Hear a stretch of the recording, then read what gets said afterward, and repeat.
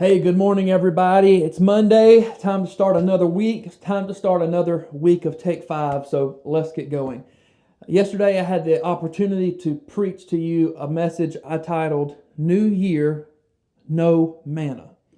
Not New Year, New Me, but New Year, No Manna. And our text was Joshua chapter 5, verses 10 through 12.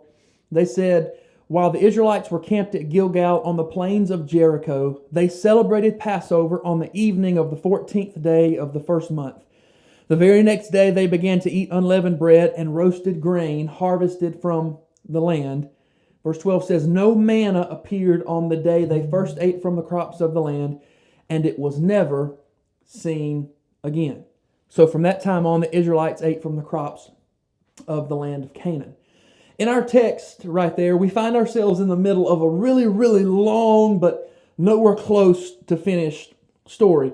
The Israelite story of redemption from slavery and finding purpose with God and relearning how to live as a free nation covers many books of the Bible and spans thousands and thousands of years of history. And in our text, we jump right into the middle of their story as Joshua himself has just been named the leader of Israel by God right after Moses' death. Now, up to this point, Israel has been enslaved in Egypt for 400 years. They've been miraculously freed by God through the 10 plagues and the parting of the Red Sea. And now they've spent 40 years living as nomads in the desert wilderness. The part of the story that we just read finds Israel right inside the borders of Canaan, the promised land that was given to them by God, and they are preparing under Joshua's leadership to take possession of their land. Now, this might remind you of an earlier part of Israel's story, because this was not the first time that they had found themselves, the whole nation found themselves on the borders of Canaan, preparing to take possession of this God-given land. You know, as I was studying and preparing for this message, I was reminded of the first time I ever preached, about 10 years ago. I was 16, and the title of that message was Complacency or Canaan. And I read the story in Numbers when the first time that Israel made it to the borders of Canaan and how they prepared for the first time to attempt to take possession of that land.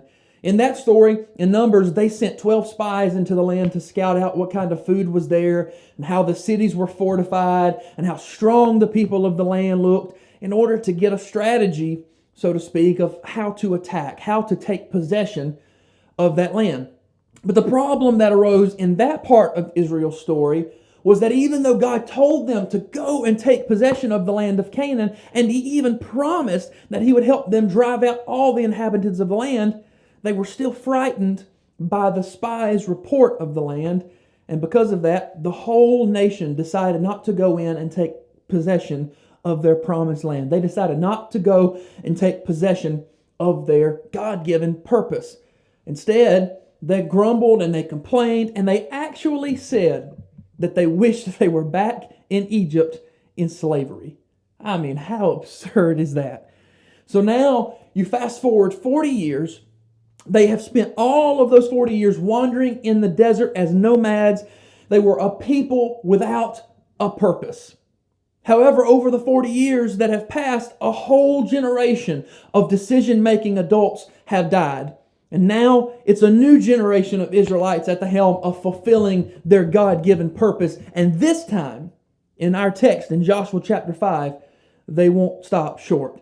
And there are two main things we discussed yesterday briefly that this generation did differently to make sure they reached the promised land than the earlier generation. There are two things that this generation did to make sure they reached their full potential, their full God-given potential. They did these two things when the other generation didn't. And this week, we're going to talk about those two things as we recap the message, New Year, No Manna.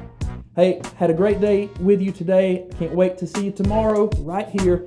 Take 5.